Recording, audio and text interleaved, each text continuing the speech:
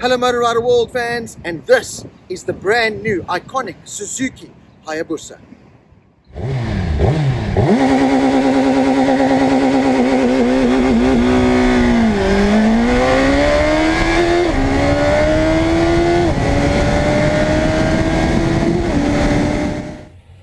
In 1999, the world's fastest production bike was born, the Suzuki Hayabusa, featuring a 1299cc engine that pushed out a ridiculous 173 horsepower.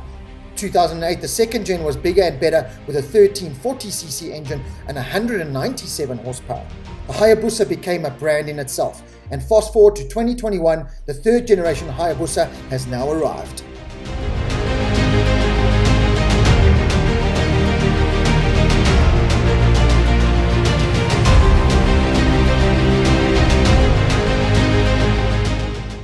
Now, in many ways, the new Suzuki Hayabusa has taken one step back, but two forward. If you look at the spec sheets, some of the numbers are worse off than the 2008 model, the second gen, and that is what outraged Suzuki fans. Wanted them to go to Suzuki and burn down the factory and remove their Hayabusa tattoos, because how could you make this new Hayabusa that's worse off in many ways than the previous gen?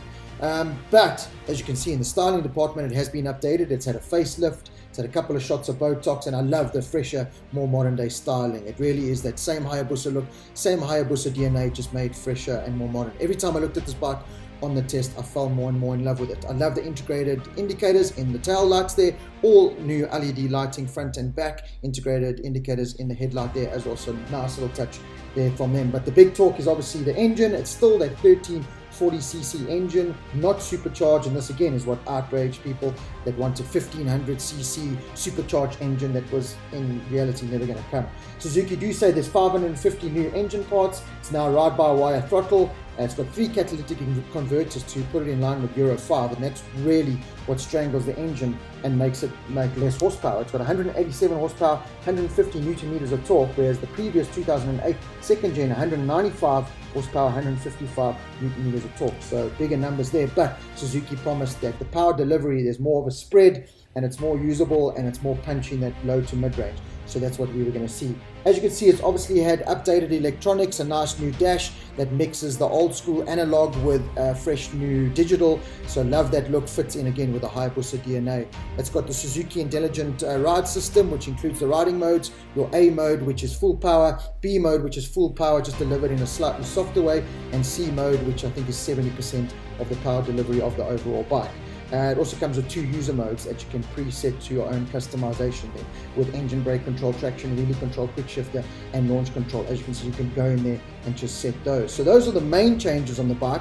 And of course, the first thing that I had to test on the brand new Hayabusa is the speed, and check out how that new launch control works.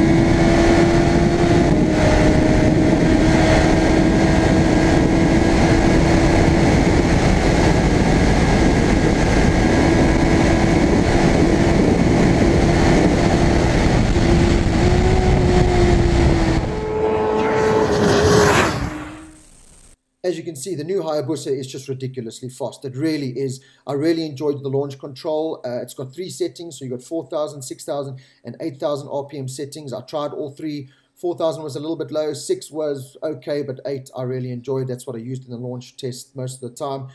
And as you can see, it just climbs there. Suzuki said the spread of power is better than previous generations, and even though the horsepower figures are less, the way it delivers that power, 150 newton meters of torque is what you have to look on this bike. So you've just got power available from right at the bottom RPM to all the way through to the top. There's no holes, there's no glitches, there's no hiccups. It's just this pure power delivery all the way through. Even at 260 k's an hour, when I was getting a little bit scared and the world was moving a little bit too fast for me, and I rolled off and I got back on, that power just climbed. So it really is impressive the way the new Hayabusa engine delivers that power. If you want the burst, you just open that throttle and it thrashes all the way through. Using the quick shifter and auto blip that comes standard, you shift through those gears so smoothly with all that power available. You want a lazy ride, you put it in 6th gear and you just use that 150 Newton meters of torque and you just ride it. It really is phenomenal. Really enjoyed the engine and the way the power is delivered now. Much more spread and much more power available throughout the rev range. The riding position has also changed a little bit, so you sit more in the bike. The seat height has lowered by 5 mils. The bars are a little bit more up and 12 mil closer to the rider, so the riding position definitely was better. My 5.7 frame did take a little bit of strain, especially on my knees, so I do worry about taller riders with that lower seat height, maybe getting a little bit cramped over longer distance rides. I spent a day on the bike riding from Port Elizabeth to George, doing the Utanikwa Pass here, as you can see. And a 210k burst was probably the most I could do at one time. Also fuel economy wise, that's all it could really take, especially when you squirted that throttle. It really did just drink petrol basically. So yeah, 200k's I would say is the maximum I'd want to spend at a time on this bike. It did start to cramp the knees up a little bit. The new dash, I was really impressed with that. I love the new electronics. They all worked. I love how easy they are to use and operate with the buttons on the handlebar. So really impressed with the updated electronics and the way they operated and worked. Handling and braking was sublime. My biggest gripe on the previous generation Hayabusa models was the braking. It was just never really that sharp. You never really knew what you were going to get. There was always a little bit of fade. The new Brembo style lemmas straight out of the MotoGP paddock on this bike, there was just no fade. It was sharpness from the word go right to the end. It just had such a nice feeling, a more confidence-inspiring feeling than ever before. The weight, 262 kilos. So in 22 years, Suzuki have only managed to shed, I think, 2 or 4 kilos, which is a little bit disappointing, but the weight plays into the favor of the Hayabusa. It gives it stability, it gives it that assured and mature feeling. So around the corners, the thing was planted out on the open road, the long stretches, it's just planted. So you get that nice stability and that stable overall ride. At the end of the day, I know Suzuki fans wanted more, and could Suzuki have done more? Yes, maybe. But this was always going to be an evolution of the Hayabusa, not a revolution. Suzuki have always had that mantra of simple yet effective, and they got it so right. And I think this is the problem with Suzuki. They got it so right with the first Hayabusa back in 1999. Even in 2008, you know, they updated the braking and horsepower and the engine a bit.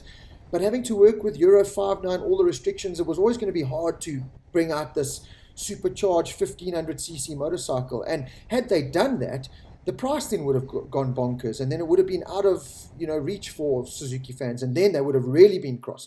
So 330,000 Rand, Suzuki have built a spot on Hayabusa for me.